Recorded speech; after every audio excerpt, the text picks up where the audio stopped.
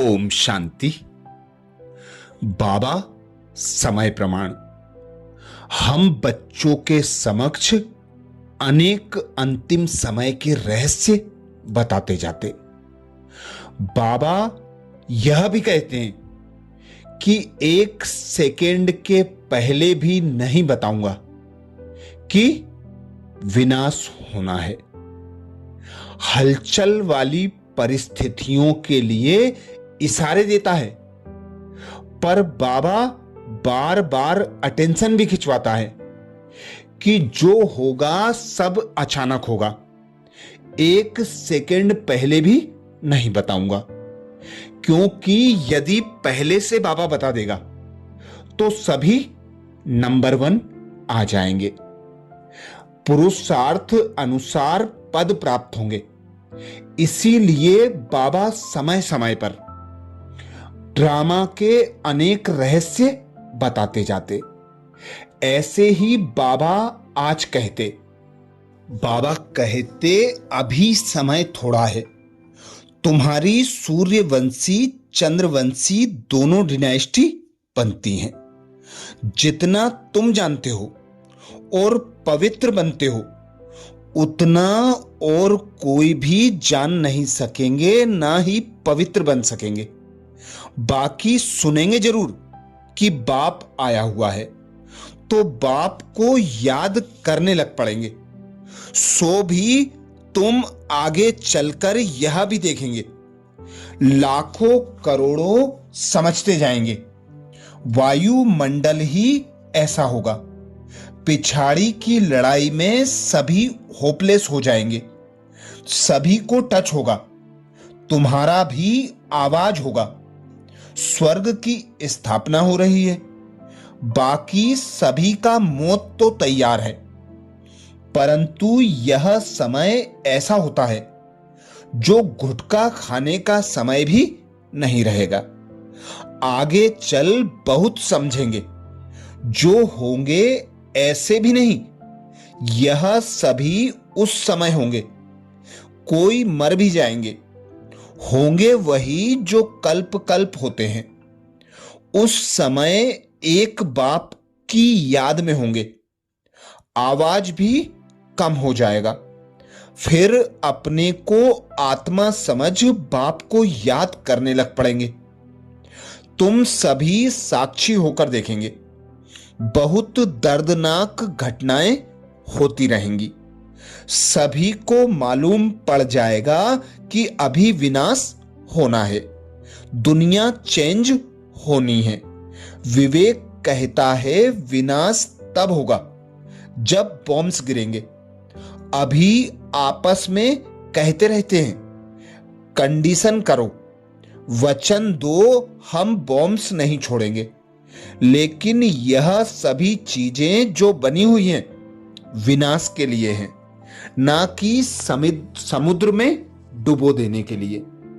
तो समय प्रमाण ऐसी परिस्थितियां बनती जा रही हैं।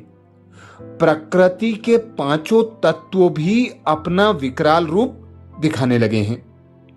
कहीं आंधी है, कहीं बाढ़ है, कहीं तूफान है, कहीं भूकंप है। चारों ओर युद्ध ही युद्ध दिखाई देने लगा है। अब समय ज्यादा नहीं है। बाबा कहते, एक चिंगारी लगेगी और विनाश की ज्वाला भड़क जाएगी। जो भी होना है सब अचानक होना है। अब समय की समीपता प्रमाण तुम बच्चों को मन मनाभाव के मंत्र में स्थित होना है। बाप कहते हैं, तुम सब आत्माओं को मुझे ही फॉलो करना है। मामेकम याद करो तो तुम्हारे पाप योग अग्नि से भस्म होंगे। इसको कहा जाता है योग अग्नि। तुम हो सच्चे सच्चे ब्राह्मण। तुम काम चिता से उतर ज्ञान चिता पर बैठते हो। यह एक ही बाप आकर समझाते हैं। क्राइस्ट बुद्ध आदि सब एक को याद करते हैं, परंतु उनको यथार्थ कोई जानता नहीं है। अब तुम आस्तिक बने हो। रचता और रचना को तुमने बाप द्वारा जाना है। ऋषि मुनि सब नेति नेति कहते थे, हम नहीं जानते। स्वर्ग है सचखंड, दुख का नाम नहीं। यहां कितना दुख है, आयु भी बहुत छोटी है। देवताओं की आयु कितनी बड़ी होती है। वह है पवित्र योगी, यहां है अपवित्र भोगी। सीढ़ी उतरते उतरते आयु कमती होती जाती है, अकाले मृत्यु भी होती रहती है। बाप तुमको ऐसा बनाते हैं जो तुम 21 जन्म तक कभी रोगी नहीं बनेंगे। तो ऐसे बाप से वर्षा लेना चाहिए। आत्मा को कितना समझदार बनना चाहिए। बाबा ऐसा वर्षा देते हैं जो वहां कोई दुख नहीं होगा। रोना, रूठना, चिल्लाना बंद हो जाएगा। सब यहां पर पाठधारी हैं। आत्मा एक शरीर छोड़ दूसरा लेती है, यह भी ड्रामा। बाबा कर्म अकर्म विकर्म की गुह्य गति समझाते हैं। ब्रह्मा का दिन और ब्रह्मा की रात गाई हुई है। ब्रह्मा का दिन रात सो ब्राह्मणों का। अब तुम्हारा दिन होने वाला है। महाशिवरात्रि भी कहते हैं। बाबा कहते हैं, मैं ही आकर सर्व को सद्गति करता हूं। इसलिए एक शिव बाबा की जयंती हीरे तुल्य है, बाकी सब जयंतियां कोड़ी तुल्य है। शिव बाबा ही सबकी सद्गति करते हैं, तो वह है हीरे जैसा। वही तुमको गोल्डन एज में ले जाते हैं। यह नॉलेज तुमको बाप ही आकर पढ़ाते हैं, जिससे तुम देवी देवता बन जाते हो। फिर यह नॉलेज प्रायः लोप हो जाएगी। लक्ष्मी नारायण में रचता और रचना की नॉलेज नहीं होती। बच्चे गीत भी गाते हैं, कहते हैं ऐसी जगह ले चलो जहां शांति और चैन हो।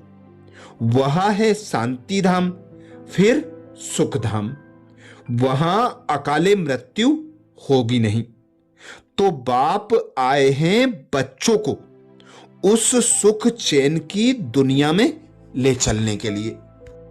अंतिम समय प्रमाण दादी गुलजार जी भी इशारा देती थी कि अभी समय तो कलयुग के अंत का चल रहा है। तो ऐसे समय अगर ओम शांति का महामंत्र अर्थ से याद करेंगे तो सहज समाधान मिल जाएगा। एक होता है मंत्र की रीति से कहना, दूसरा होता है अर्थ में टिकना। तो ओम शांति में 3 बातें आती हैं। एक तो मैं आत्मा शांत स्वरूप हूं, दूसरी बात मुझ आत्मा का बाप शांति का सागर है, शांति का दाता है, और तीसरी बात हम आत्माओं का घर शांति धाम है। उसे शांति धाम कहो, निर्वाण धाम कहो अथवा मुक्ति धाम कहो। तो ओम शांति शांति अर्थ से सोचेंगे तो शांत स्वरूप हो ही जाएंगे, क्योंकि आत्मा भी शांत, बाप भी शांत और हमारा घर भी शांति धाम। सोचना अलग चीज है, लेकिन स्वरूप बनना अलग चीज है। तो आजकल बाबा यही इशारा हम सब बच्चों को दे रहा है कि अब समय की रफ्तार तेज है, तो समय प्रमाण पुरुषार्थ की रफ्तार भी तेज करो। जो बाबा कहता है सेकंड में मन का कंट्रोल हो जाए, जब चाहें जहां चाहें जैसे चाहें मन उसी तरफ लग जाए। मन मनाभव का मंत्र जो है वो हमें बाबा फिर से याद दिला रहा है कि मन कंट्रोल में है कंट्रोल में। मेडिटेशन का मतलब भी है मन को परमात्मा के तरफ लगाओ, तो मन व्यर्थ संकल्प नहीं करेगा, मन यहां वहां भागेगा नहीं, बाबा के पास बाबा की याद में रहेगा। यही तो योग है, यही मन मनाभाव मंत्र है। तो चेक करो बाबा की हम बच्चों में जो सुभाष है कि मेरा एक एक बच्चा राजा बन जाए। अगर मन के वश है तो राजा नहीं बनेंगे, स्वराज्य अधिकारी सो विश्व राज्य अधिकारी बाबा हमें बनाना चाहता है। इसके लिए ब्रह्मा बाबा ने भी कितना पुरुषार्थ करके अटेंशन दिया है अपने ऊपर, तब जाके ऐसा बने।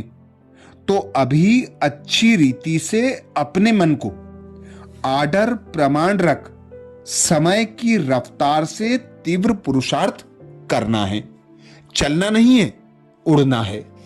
1 सेकेंड में अशरीरी स्थिति बन जाए ऐसा अभ्यास निरंतर करते रहना है। अच्छा, ओम शांति।